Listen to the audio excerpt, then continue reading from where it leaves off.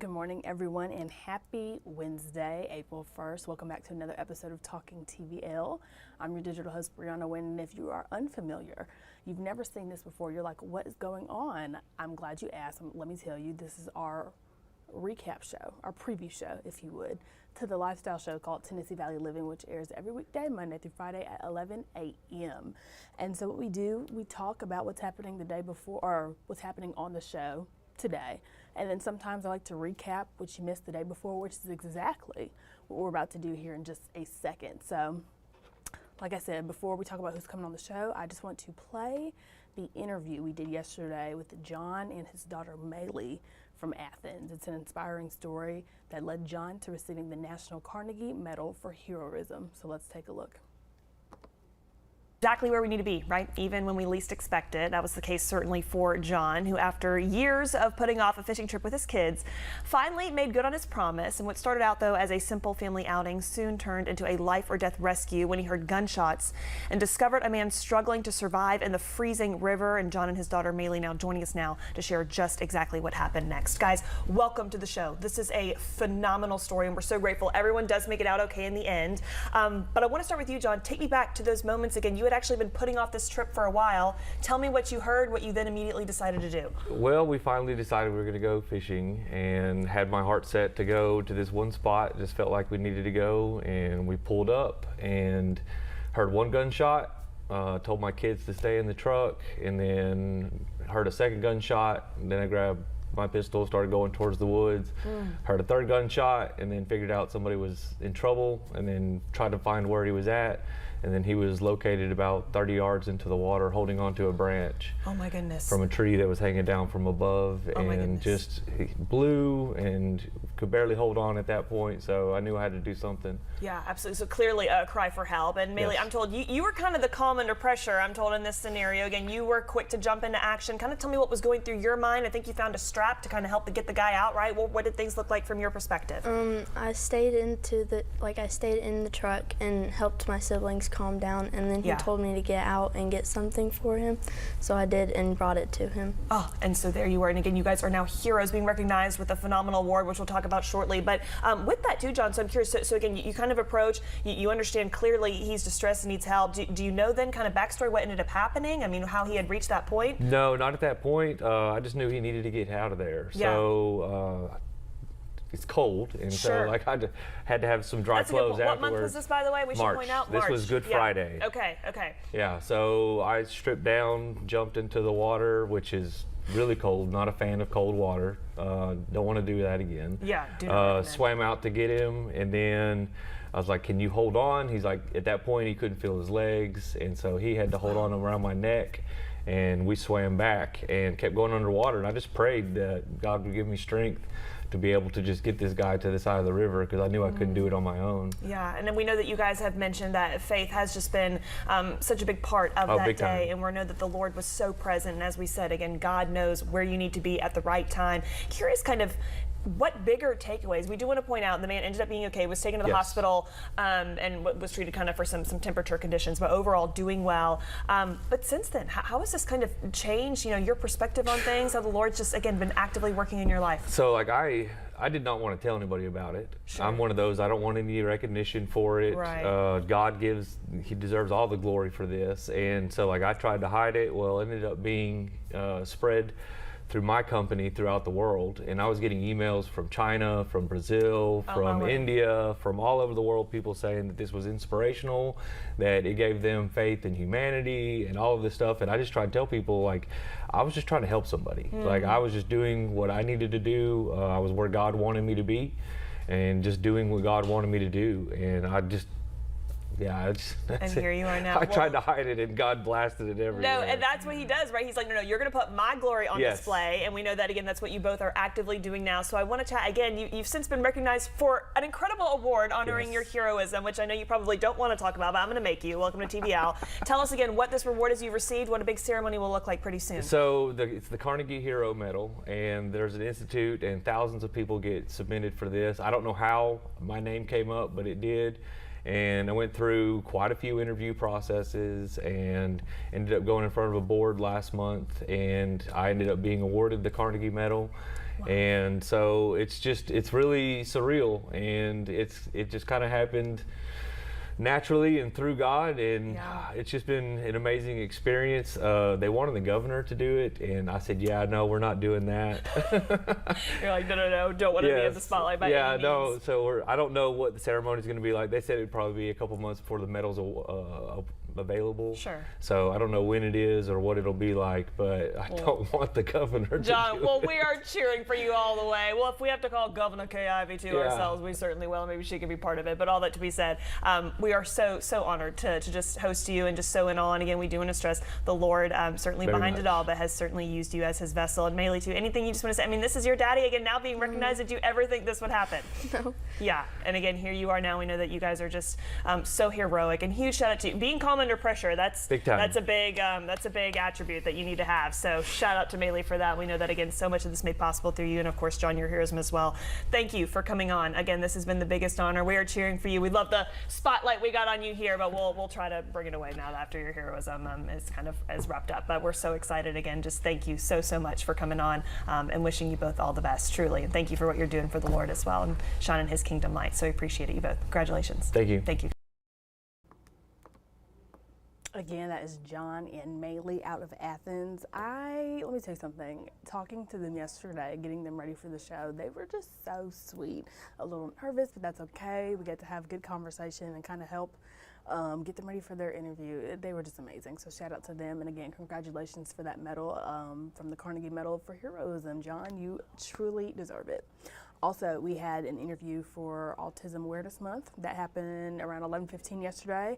And I can't not mention the fact that I tried creme brulee for the first time with the Red Clay Table out in Sheffield, Alabama. They came into TVL to talk about the Taste of Sheffield event happening very soon. I would say sometime this month. The creme brulee, again, first time ever having it. It was so good. It gave, like I said yesterday, it gave melted ice cream, had a little crunchy top on it, and then he topped it with fruit. Oh my gosh, it was so amazing. So yesterday was a really good day for the show and just in general. Okay, after the break, we are going to chat who is coming on the show today and more.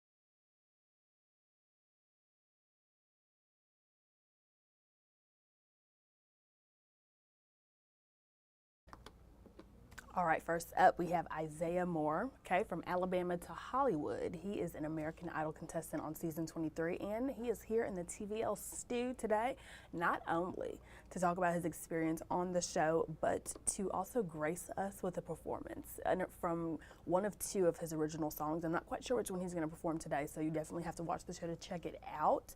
But let me tell you something. I was on his social media, and if you want to hear how he sounds, go to Isaiah Moore Music on TikTok and Instagram. The voice is amazing. I always say this. I feel like I'm always talking about music at least once a day when it comes to talking TVL, but this man's voice is phenomenal. It is absolutely amazing. He did a cover of Beautiful Things by Benson Boone. That's what I listened to this morning. I was like, oh yeah, no. We're in for a treat today, people. So like I said, he's going to be doing an interview and a performance. So around 11:15 today, he's going to have his interview at the start of the show, and then towards the end of the show, he's going to give us an actual performance. But in the meantime, between the interview and the performance, we are going to be joined by Matt and Amy from the Market Mule. So this is a concept that I think is one of the coolest things I have ever heard of. So if you know what a farmer's market is, obviously, a lot of people enjoy going there just for the vibes, right? You go, you see the different vendors that there are. It's typically a nice day outside. You're seeing families with their dogs. It's just a great time. But what about the days when you're just like, I'm not feeling it. I want the farmer's market products, but I don't want to go there, okay? This Market Mule is just for you, okay? It is an online marketplace to shop directly from Huntsville farmers markets and support the local farming community and their products.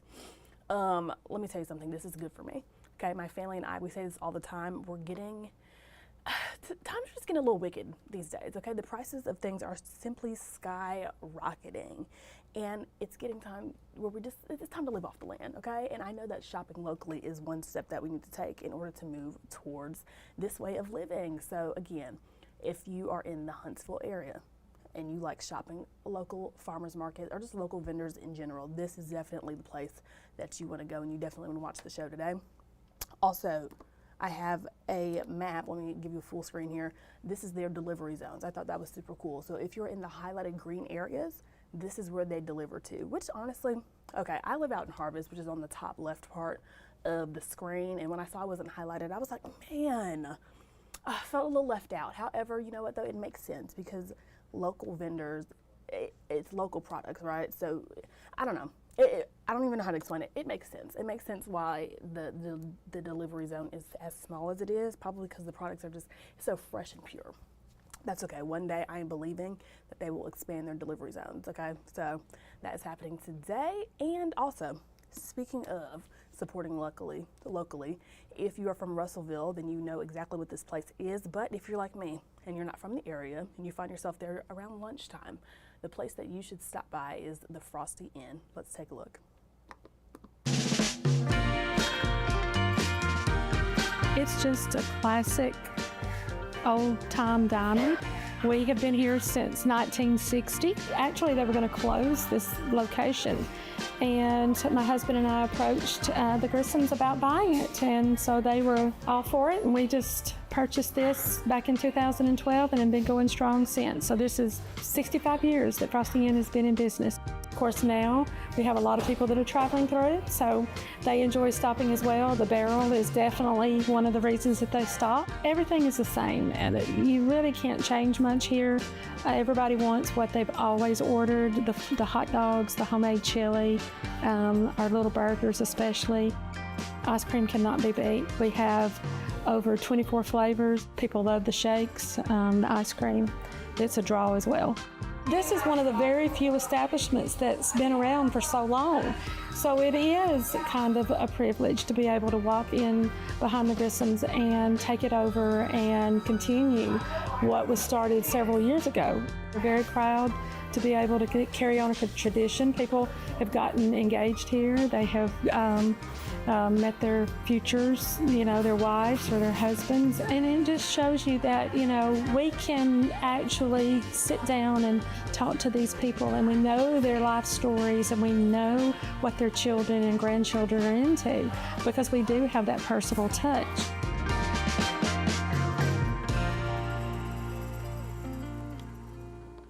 Oh, the banana split looked so good. It looked absolutely amazing. Hold on, let me restart it.